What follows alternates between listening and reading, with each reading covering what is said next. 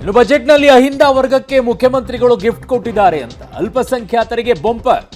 ಅದಿಲ್ಲದೆ ಇದ್ದಿದ್ರೆ ಬೇರೆ ಮಾತಿತ್ತು, ಬಟ್ ಅದಿರಬೇಕಲ್ಲ, ಅದರಲ್ಲಿ ಸರ್ಪ್ರೈಸ್ ಆಗೋದಿಲ್ಲ. ಹಿಂದುಳಿದ ವರ್ಗಕ್ಕೂ ಕೂಡ ಗಿಫ್ಟು. ಬಜೆಟ್ನಲ್ಲಿ ಅಹಿಂದ ವರ್ಗಕ್ಕೆ ಮುಖ್ಯಮಂತ್ರಿಗಳು ಕೊಟ್ಟಿರುವಂಥ ಗಿಫ್ಟ್ ಏನು ಅನ್ನುವಂಥದ್ರ ಡೀಟೇಲ್ ಕೂಡ ಕೊಡ್ತೀವಿ ನಿಮಗೆ. ಅಲ್ಪಸಂಖ್ಯಾತರಿಗಂತೂ ಬಂಪರ್ ಮೇಲೆ ಬಂಪರ್ ಕೊಟ್ಟಿದ್ದಾರೆ. ಸೊ ಹಿಂದುಳಿದ ವರ್ಗಕ್ಕೂ ಕೂಡ ಗಿಫ್ಟನ್ನು ಕೊಟ್ಟಿದ್ದಾರೆ. ಗಿಫ್ಟ್ ಅಂತ ಅನ್ನೋದಕ್ಕಿಂತಲೂ ಹೆಚ್ಚಾಗಿ ಅದರ ಬಗ್ಗೆ ಹೆಚ್ಚಿನ ಒತ್ತನ್ನು ನೀಡಿದ್ದಾರೆ. ಆದಾಯ ಸಂಗ್ರಹದ ಹೆಚ್ಚು ನಿರೀಕ್ಷೆಯನ್ನು ಇಟ್ಕೊಂಡಿದ್ದಾರೆ.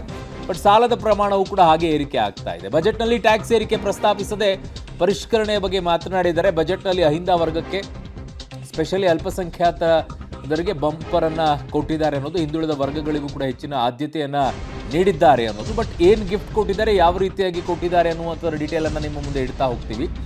ಸೊ BBMP ಎಲೆಕ್ಷನ್ ಮೇಲೆ ಸರ್ಕಾರದ ಕಣ್ಣು. ಯಾಕೆ ನಡಿಬೇಕೀಗ, ಜೂನ್ನಲ್ಲಿ ನಡೆಯುತ್ತೆ ಅಂತ ಹೇಳ್ತಾ ಇದ್ದಾರೆ. ಬ್ರ್ಯಾಂಡ್ ಬೆಂಗಳೂರು ಜಪ ಮಾಡಿದೆ ಸರ್ಕಾರ. ಸಂಪೂರ್ಣವಾಗಿ ಬೆಂಗಳೂರಿಗೆ ಹೆಚ್ಚಿನ ರೀತಿಯಾದಂಥ ಒತ್ತನ್ನು ಕೊಟ್ಟಿದೆ. ಮೆಟ್ರೋ ಯೋಜನೆಗಳ ವಿಸ್ತರಣೆಯನ್ನು ಮಾಡಿದ್ದಾರೆ.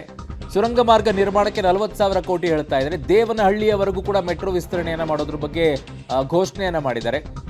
BBMP ಎಲೆಕ್ಷನ್ ಮೇಲೆ ಸರ್ಕಾರದ ಕಣ್ಣು. ಆ ನಿಟ್ಟಿನಲ್ಲಿ ಈಗ ಬೆಂಗಳೂರಿಗೆ ಏನೆಲ್ಲ ಆದ್ಯತೆಯನ್ನು ಕೊಡಬೇಕು ಅದನ್ನು ಬಜೆಟ್ನಲ್ಲಿ ಸಂಪೂರ್ಣವಾಗಿ ಕೊಟ್ಟಿದ್ದಾರೆ. ಡಬಲ್ ಡೆಕ್ಕರ್ ಫ್ಲೈಓವರ್ ನಿರ್ಮಾಣಕ್ಕೆ 8,916 ಕೋಟಿಯನ್ನು ಮೀಸಲಿಟ್ಟಿದ್ದಾರೆ. 120 ಕಿಲೋಮೀಟರ್ ಉದ್ದದ ಫ್ಲೈಓವರನ್ನು ಮಾಡುವಂತಹ ಯೋಚನೆಯಲ್ಲಿದ್ದಾರೆ. ಸೊ ಬೆಂಗಳೂರು ಉತ್ತರ ತಾಲೂಕಿನಲ್ಲಿ ಅತ್ಯಾಧುನಿಕ ಆಸ್ಪತ್ರೆಯನ್ನು ನಿರ್ಮಾಣ ಮಾಡ್ತಾ ಇದ್ದಾರೆ. ಸೊ ಎಲ್ಲ ಎಲ್ಲಿದೆ ಕಾಸು ಅಂತ ಹೇಳಿ ದೇವನಹಳ್ಳಿಯಲ್ಲಿ ಬೆಂಗಳೂರು ಸಿಗ್ನೇಚರ್ ಬಿಸ್ನೆಸ್ ಪಾರ್ಕನ್ನು ಮಾಡೋಕ್ಕೆ ಮುಂದಾಗಿದ್ದಾರೆ. KR ಪುರದಲ್ಲಿ ಹೊಸ ಸ್ಯಾಟಲೈಟ್ ಬಸ್ ನಿಲ್ದಾಣವನ್ನು ಮಾಡುವಂತಹ ಘೋಷಣೆಯನ್ನು ಮಾಡಿದ್ದಾರೆ.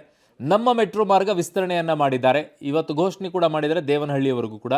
ನಮ್ಮ 79 ಕಿಲೋಮೀಟರ್ನಿಂದ 98 ಕಿಲೋಮೀಟರ್ ವಿಸ್ತರಣೆಯನ್ನು ಮಾಡಿರೋದು ಮೆಟ್ರೋದು. ಸೊ ಮೆಜೆಸ್ಟಿಕ್ ಬಸ್ ನಿಲ್ದಾಣಕ್ಕೆ ಹೈಟೆಕ್ ಟಚ್ ಕೊಡೋಕ್ಕೆ ಮುಂದಾಗಿದ್ದಾರೆ. ಆ್ಯಕ್ಚುಲಿ ಇದು ಬಹಳ ವರ್ಷಗಳ ಹಿಂದೆನೇ ಆಗಬೇಕಾಗಿದ್ದು ಹೈಟೆಕ್ ಟಚ್ ಕೊಡೋದು, ಯಾಕೋ ತಡ ಆಗಿತ್ತದು. ಇನ್ನು ಡಬಲ್ ಡೆಕ್ಕರ್ ಫ್ಲೈಓವರ್ ನಿರ್ಮಾಣಕ್ಕೂ ಕೂಡ ಈಗ ಹಣವನ್ನು ಮೀಸಲಿಟ್ಟಿದ್ದಾರೆ.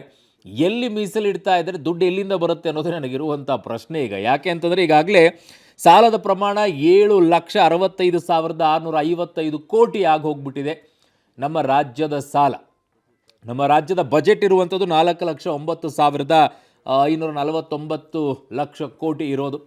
ಸೊ ನಮ್ಮ ಬಜೆಟ್ಟಿಗೂ ಸಾಲಕ್ಕೂ ವ್ಯತ್ಯಾಸ ನೋಡ್ಕೊಳ್ಳಿ ಹೇಗಿದೆ ಅಂತೇಳಿ.